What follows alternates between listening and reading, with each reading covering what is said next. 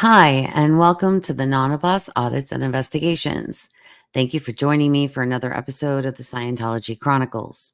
I just want to take a moment to thank all of you for the interest in this series where we go through various government agencies' declassified documents and investigative interviews obtained through FOIA requests. For those that may be interested, season 1 and 2 of the Scientology Chronicles is now available as an audio podcast on several podcast platforms such as Apple, Spotify, Amazon Music, iHeartRadio, and many others.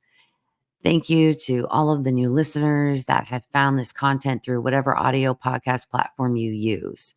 If you're interested in seeing the actual documents discussed in these audio versions of the episodes, they can be found on my YouTube channel at the Boss Audits and Investigations. No matter what platform you listen to my content on, please take a moment and give it a like, a subscribe, a share, follow, or even leave a review. And as always, please leave me a comment with your feedback about this episode. Please remember to take care of your mental health. As always, with these episodes, some of them are very sensitive topics, and there's a trigger warning with all of the episodes. Your mental health is more important. So please take care of yourselves. Now, let's jump right in. It is a police report that was put together by a Sergeant Busey of the Eureka, California Police Department. And it involves a gentleman, and I use that term loosely, Frank Metcalf. And I think that this document is really important, and I'll tell you why. As we go through a lot of these documents, we find these unsung heroes who, again, tried to sound the alarm to the government, right? And this particular sergeant in his local police department in Eureka, California, has come across a character, and he's like, this is wrong and this needs to be investigated. So let's take a look at Mr. Sergeant Busey's report. The date of the report is June 16th, 1961. And it starts out with Section 65B. Mentioned above is as follows. Every person carrying on or engaged in the profession, occupation, business of treating, curing, and administering to, or giving treatment to the sick, wounded, or infirm for the purpose of bringing about their recovery by any method pursuant to any belief, doctrine, or system other than those specifically set forth in this ordinance or in any other ordinance shall pay a license fee. Section 53, selling without a city business license.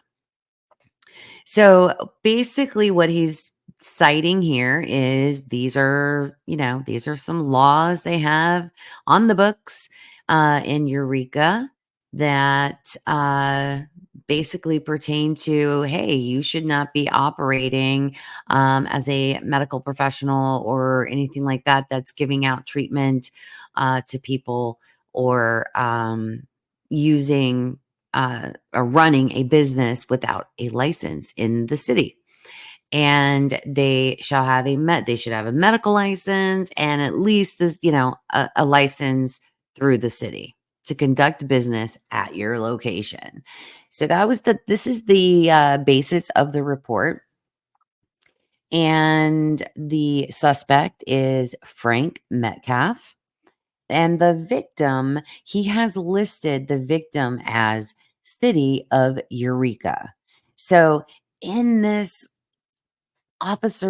sergeant's mind, the city of Eureka is the victim, the entire city. Okay.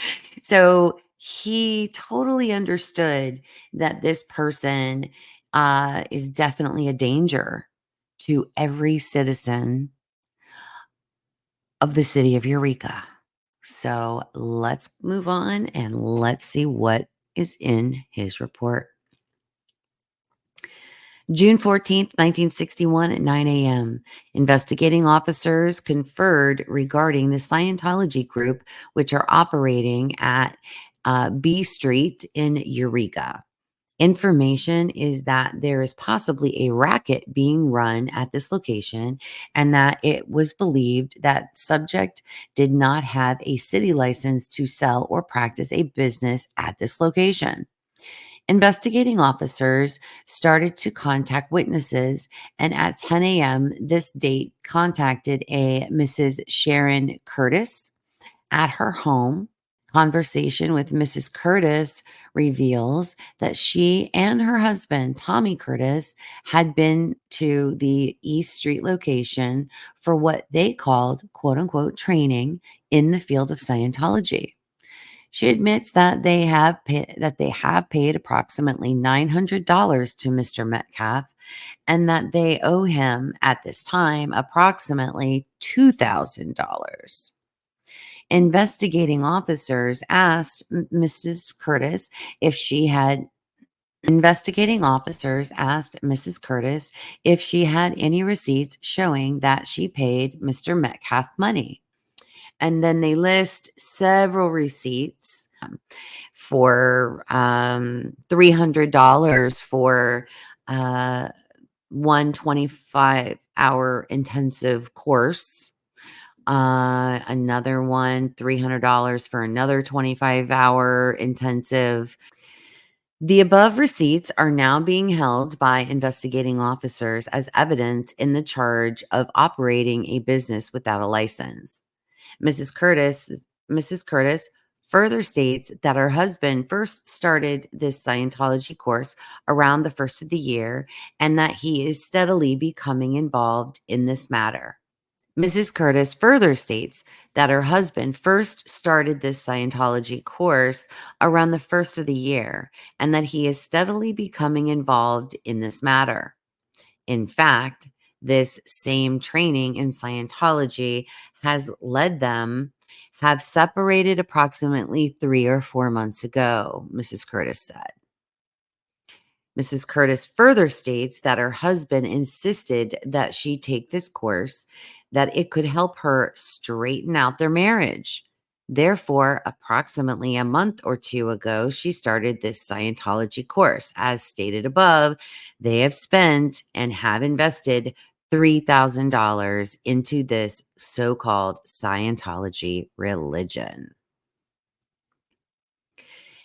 And here we are again, ladies and gentlemen, with another marriage completely being destroyed by Scientology. Again, a husband and a wife separated, and hey, this is going to help your marriage. And you're the one that's the problem. And as long as you start getting auditing and you get these courses, you start taking these courses, our marriage is going to get all straightened out. It's going to straighten out their marriage for $3,000. All right, let's keep going. Mrs. Curtis was then asked if she had ever seen a city business license in the office of Frank Metcalf. She stated she had not seen one, but Mr. Metcalf said he did have a license to do business in the city of Eureka. Investigating officers explained to her that we feel this is possibly a racket and that he is operating without a license. We asked if she could cooperate in this matter regarding the handing of the receipts to the investigating officers. This she did. She also stated if we wanted her to do so, she would go with us to the office of Frank Metcalf. This we did. At approximately 11 a.m. on June 14th, 1961, investigating officers, along with Mrs. Curtis, arrived at B Street, which is a 2-story wood frame building officers proceeded up the stairway to the apartments of Mr. Metcalf and his girlfriend, Deanna Thompson. Upon contacting Mr. Metcalf, he stated, "What's this all about?" We asked if he had been doing business in Eureka without a license. He stated, "What do you mean?" He stated that he is running a church. We first stated we were not interested in any church movements or anything as such, that if he was practicing anything in psychology or any practice similar, he needed a license to do so. He stated he did not have any city license of any kind. Note, it was noted by the investigating officers that Mr. Metcalf started shaking violently, became very upset regarding the officers being in his apartment. Upon asking Mr. Metcalf additional questions, such as why he was practicing this Scientology here in Eureka, he became belligerent and stated he didn't think he had to answer the questions.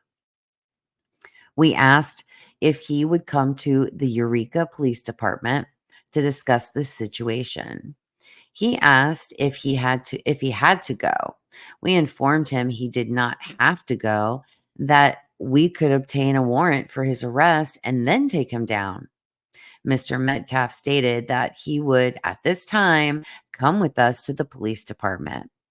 Before leaving for the station, he showed officers diplomas and stated the following about them: that the latter part of the night of 1960, he went to a school in Washington, D.C., received a diploma stating the following: the Academy of Scientology, Washington, D.C., having spiral trust in his skill and regard for Frank Metcalf, we do hereby attest and recommend his ability in the practice of dynamics and Scientology, and have the honor to award him the grade of Hubbard Certified Auditor. By our hands, this seal, this 6th day of August in the year of 1960, signed, signature not legible, and certified number CA287. Note, Mr. Metcalf explained this as being more or less a license to practice Scientology in the city of Eureka, that it took 8 weeks to obtain this diploma, and that 2 weeks were in the practice of Scientology, and 6 weeks of this training were in the learning and handling of what they called an e-meter. Lastly, assuring such interest persons that this person so franchise is a duly accredited professional auditor and one who receives regularly the latest information on Scientology and dynamics. Signed, L. Ron Hubbard, blah, blah, blah, Sussex, England. I'm sorry to laugh, guys. It's just these little certifications that they had were just so strange. You know, it's kind of like, oh, here's a certificate, and this gives you the right to harm people. Metcalf then showed officers what he called an e-meter. Same is described as follows: it is a metallic box, approximately 12 inches long, 6 inches to 7 inches wide, about 1.5 inches thick, blue in color, has a cord running from this box and attached to 2 tin cans, same as soup cans, vegetable cans. And on this machine is a dial that states Hubbard electrometer for use in psychophysical detection. On the left-hand side of this machine is what they call a dial sweep, a sensitivity setting, on and off buttons, and this machine is run by a transistor battery.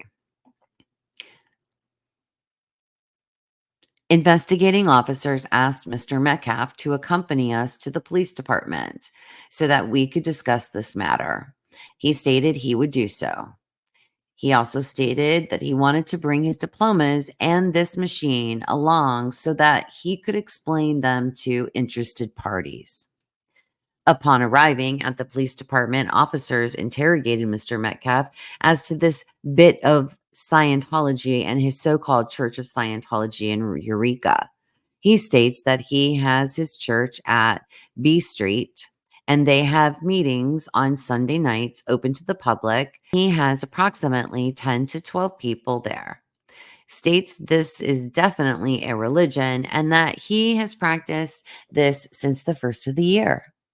When investigating officers first asked him if he was a minister or an ordained minister, he said no, that he had to go to Los Angeles for further training and would be an ordained minister. We then started to interrogate him regarding these special meetings where he has charged the client in sums of money for what he calls intensive auditing. We told him that this was a practice, more or less the same as psychology, and that, as far as we were concerned, it pertained not at all to the church. And he admitted that there was nothing pertaining to religion, that he delves into the person's mind to help him raise his IQ and help him get a better knowing of life in themselves. When asked if he received payments for these auditing sessions, he stated no, that he never received any payments and that any money received was a donation to his church. Officers then showed him receipts where he stated and said as follows: receipt number 73870, 25-hour intensive, $300. Down payment, so much, $50 to be paid and $50 a month on the total bill. This was for Tommy Curtis. He stated that no, this was not a bill. This was a donation. Investigating officers, upon looking at this receipt, definitely feel that this is a receipt for a payment and a contract and is not a donation to any church. Also, that Mr. Metcalf is trying to beat the city license angle by stating that anything he does is for the church and any money he receives in payment is a donation to the church. Sergeant Busey, you rock. Shout out to you. You literally, this guy was not having it. He wasn't having it. It was like all the stuff this guy was saying, he was not taking any BS. He saw through the entire sham. So let's get back to it. At this time, we asked Mr. Metcalf if he had any receipts showing that these were donations or whether they were payments in his profession in his apartment. He stated he didn't think this was the officer's business and that he wasn't going to say. We then informed him that we could get a search warrant and go to the house, but asked him if he would be willing to bring this material and records, etc., in, but he stated he would. He did not want us to obtain a search warrant at this time. It wasn't necessary that he would go with us or go over and pick up the stuff himself and bring it to the police. All records and receipts were brought to the police department by Mr. Metcalf on his own free will. All of the above information is pertaining to doing business in the city without a license, the selling of books, etc., without a license. Upon the reactions of Mr. Metcalf and his so-called Church of Scientology, his behavior aroused officers to believe that this is possibly a racket and possibly a communist movement, and that additional information and investigation should be made into this so-called Church of Scientology. Below is a list of the evidence pertaining to doing business in the city without a license. So he goes ahead and he lists several, 6 different things, the receipts showing where, he had the payments from the Curtises, Mr. Metcalf's own admission that he was auditing people for money without a license, that he was also selling books without a license, without a business license. Mr. Thomas Curtis also testified that he made payments, that he was to make payments regarding his auditing, and that they were not donations. Another statement by Mrs. Curtis, again, about, what we paid him for was for sessions and not a donation. A Mr. Jess Jewett can testify that he took this so-called Scientology audit and that the payments were $300 and that this was not a donation. And suspect Frank Metcalf, at the time officers first approached him, was packing his trailer and leaving for Los Angeles. Therefore, the arrest was made on this date without a warrant. So they were doing all of this, they interviewed him, some, the Curtises and Mr. Jess Jewett. And this guy got nervous. He was packing his shit. He was ready to get out of town because he got caught and he was nervous. And they show up and he's packing. He is packing up. Pack it up, Frank Metcalf. Pack it up. With the above evidence, officers contacted City Attorney Mel Johnson and informed him of the goings on. And he issued a complaint charging Frank Metcalf with sections 53 and 65B of the ordinance number 2148. Those are the sections that we read at the very beginning of his report. And at 4 p.m. on June 14th of 61, Frank Metcalf was booked at the Eureka Police Department for the above charges, referred to arrest report number 33533. Mr. Metcalf is described as follows. Frank Clarendon Metcalf, white male, 29 years old, 6'1", 167 pounds, brown hair, hazel eyes. Was born in Santa Rosa, California. Employment, Scientologist. With the above name and description, officer sent same to CII for a record check. Same returned no arrest, no record. The head of this Church of Scientology in California is learned to be a Julia Salmon. Now, we've heard her name numerous times throughout numerous documents. So her name's here again. The head of this Church of Scientology in California is learned to be Julia Salmon, Oxford Avenue, Los Angeles, California. Mr. Metcalf's wife, Deanna Thompson, made a call to Mrs. Salmon in LA regarding the officers picking him up and bringing him to the police department. Mrs. Thompson relayed the message she received from Mrs. Salmon to this officer, which stated the following: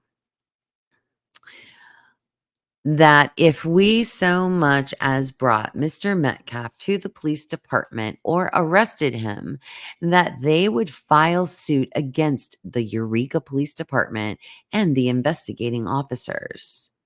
A phone call was then placed to the Los Angeles Police Department. Investigating officers talked to Captain Didion Bunko Detail.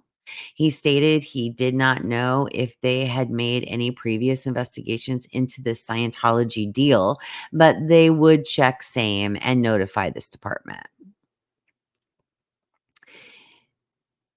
Received a teletype dated 6/14 of 61 from Captain Didion stating the following: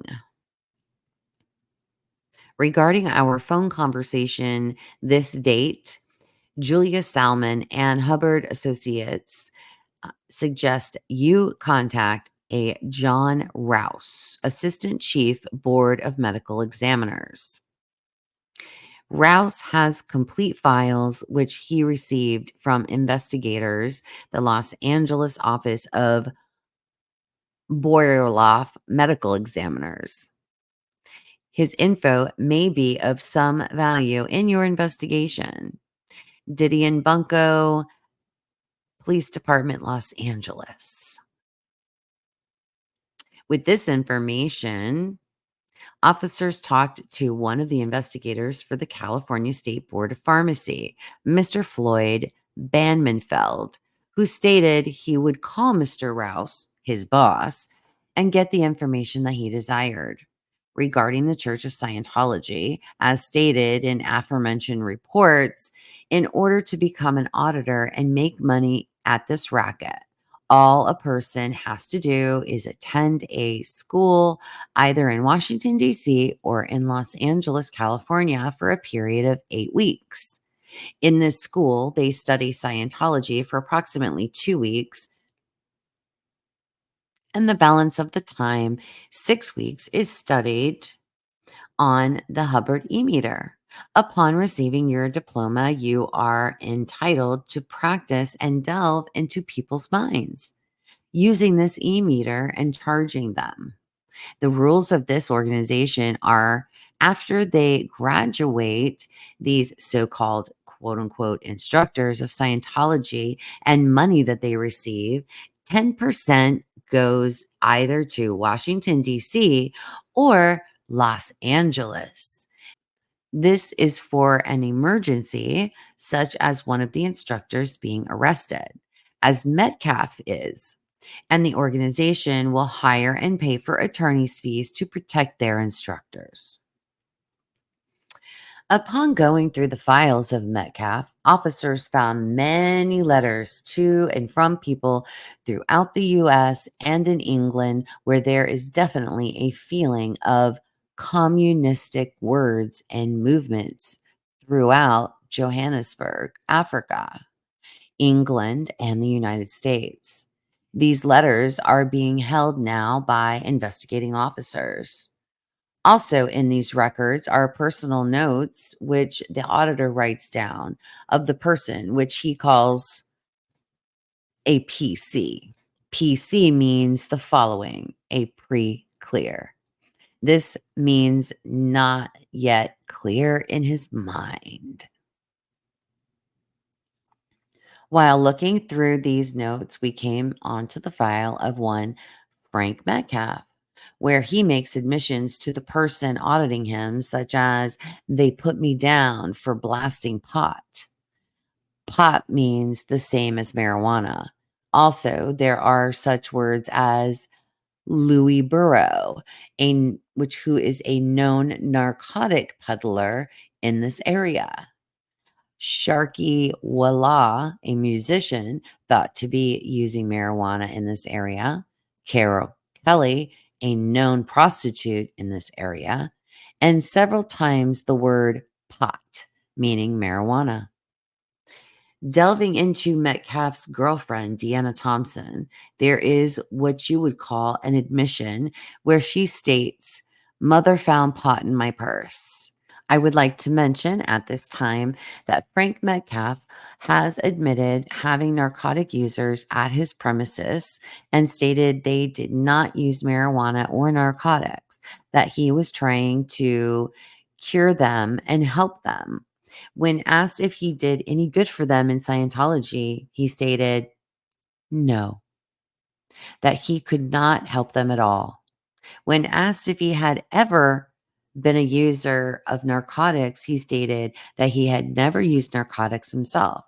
As stated, officers have been investigating Metcalf, getting license numbers, etc., of the cars coming to and from his place. And now that narcotic users in and about Eureka have been going to this establishment.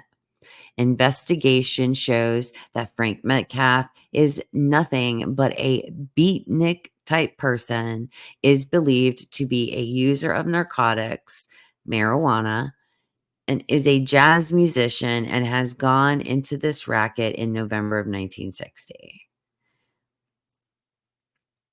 One of the other victims and witnesses in this case is going to give a deposition statement as to how this operation is run, what is used as far as hypnosis, and the use of the machine on the victims in this so-called Scientology auditing sessions. Refer to the statements attached to the supplemental report. Mr. Metcalf freely admits that he is running a religious church and that he is there to help people, and that any money received is a donation, and that he does not tell the people how much they have to pay, etc. When asked by investigating officers why he has not audited any narcotic users, he stated that they didn't have the money to pay for an audit, such as the 25-hour intensive audit course. We then asked if his was a religious group and he was there to help all people. Why didn't he help the poor people as well as the rich people? He would not answer this question. So I find that interesting, ladies and gentlemen. Don't you find that interesting as well? This sergeant literally, I mean, I love it. I love that he's catching this guy on his bullshit. I just love it. He's calling him out. He says, we then asked if his was a religious group and he was there to help all people. Why didn't he help the poor people as well as the rich people? And he says right here, he would not answer this question. Metcalf's MO is as follows. He has this so-called church meeting on Sunday afternoon and tells people that he can help them better themselves by their taking this extensive 25-hour auditing bit. And before he will permit them to do so, he checks into their financial background. If they have money, he will start them on this so-called auditing, which will run into thousands of dollars. He will not audit any person who does not have the money. Regarding the use of his so-called machine, the e-meter, which is a Hubbard machine, refer to statement given to investigating officers by Frank Metcalf. Pertaining to this school of Scientology in Washington, D.C., also in Los Angeles, it cost $700 for a person to go to the school. If a person has the money, they will flunk him at the end of the course, stating that he should take this course over, thereby obtaining another $700 from their client. Investigating officers feel that an investigation, both by the federal government and the state government, ladies and gentlemen, this is a very important statement that he's saying here in his report. So check this out. As he is explaining exactly how Scientology works and he's laying it all out, he then says, investigating officers feel that an investigation, both by the federal government and the state government, should be made into this so-called Church of Scientology, also their school and their offices, which are being run throughout the nation. Investigating officers feel that this can be a syndicate-controlled situation. Also, it is very possible that it is a communist movement.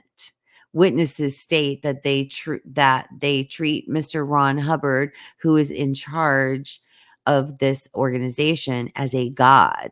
In fact, this dingling, and he actually puts this in his report. This dingling, Frank Metcalf, gets himself into a trance and says he is going to be the leader of the world in approximately 2 years. Okay, I'm going to stop right there.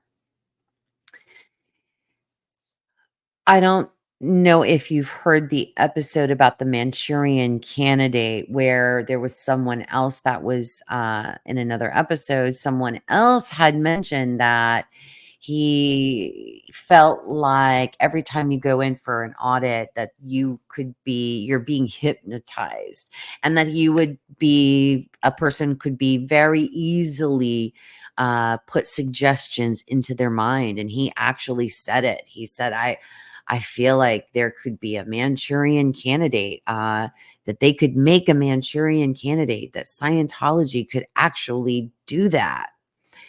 And it's about that mind control. And it's very interesting that throughout this report, um, Sergeant Busey mentions communist movement several times. And the mentioning of communist movements, that connects also to several other documents that we've covered in previous episodes, where they talk about the mind control and the brainwashing.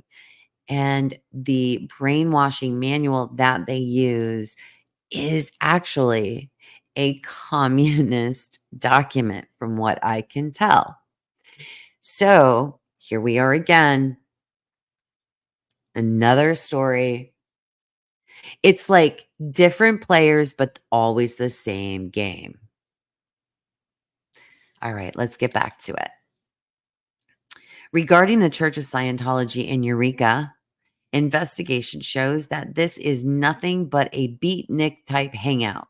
It shows same in the apartment of Frank Metcalf and discloses that he is a marijuana user. Also, his girlfriend is a narcotic user.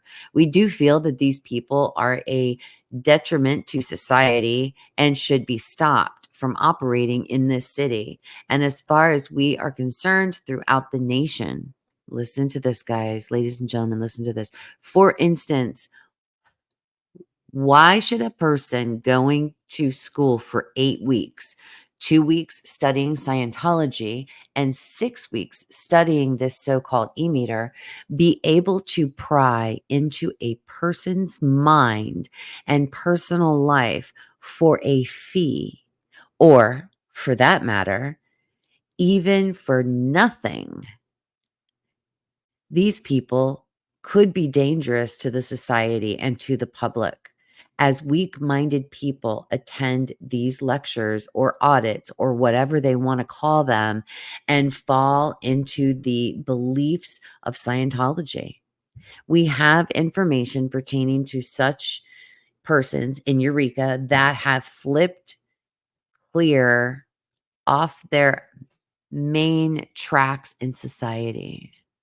They are so far gone that investigating officers cannot talk to them. They will not talk to a doctor. They will confide in no one. They have minds made up in this Scientology that same is going to rule the world in 2 or 3 years, and that they want to be at the top of the group with the rest of them. And Sergeant Busey puts at the very end of the sentence, in quotations, he says, I'm sorry, in parentheses, he says dinglings. He calls them dinglings. He finds them absurd. We're almost to the end here. Investigating officers feel that there is a need of reporting this information to the Attorney General's office, also to the FBI, the Internal Revenue Service, the State Tax Office, and others regarding this organization and their personnel. We feel this is a racket and they do not keep proper records, and it is possible they are evading income tax and also the tax on books which they collect from this so-called organization. This case is still under investigation, and additional information will be made a matter of report. Refer to additional information by investigators Don Newell, which will be in the file. Sergeant Busey, Eureka Police Department. And look at who he copied. He carbon copied CC. So this report Sergeant Busey sent to Humboldt County DA's office, Board of Medical Examiners, Officer of Internal Revenue, FBI, and the state tax collector. So Sergeant Busey, folks, think about it. Sergeant Busey is an unsung hero. He saw through the bullshit. He didn't just take a report and be like, you got caught practicing a business without a business license. He saw the danger in this organization. Whether he thought it was communist or not, he saw the dangers to the entire country. So much so that he notified the Attorney General's office, the FBI, the IRS, the state tax office, the Humboldt County DA. He was trying to sound the alarm. Another amazing person trying to sound the alarm about Scientology. And I don't know whatever happened to this report or to Sergeant Busey. I did come across, and let me show you. Sergeant Busey here. Real quick. This is the only because again, to me, he's a hero. He is the guy in the very back, okay? In the top right-hand corner. But this was him. He went undercover, and these two gentlemen here in the middle of the photo, they got arrested. They were perps. But in the very back there, top right-hand corner of the photo, let me see if I can make it a little bit bigger so you guys can see. Hold on one second. So that back there is Sgt.Gordon Busey. Okay. And Gordon Busey, wherever you are, thank you. Thank you. Thank you for your service, and thank you for not being corrupt, and thank you for really, really being an investigator. Let me know what you guys think in the comments about Sergeant Busey and his thoughts on the matter, how he summed it up, what he thought about Scientology. And I don't know, wherever you are, Sergeant Busey, thank you. Thank you for your service. And thank you for having the no nonsense, take no bullshit. And thank you for doing your job in a very classy way and for following up. Thank you. And thank you guys for sticking around. This was a very long episode, but well deserved. It was another one of those people we just have to give some due to. So thank you guys for being here. Please remember, no more kids in Scientology. Kids cannot consent. Spread love and kindness wherever you go. And I will see you on the next one.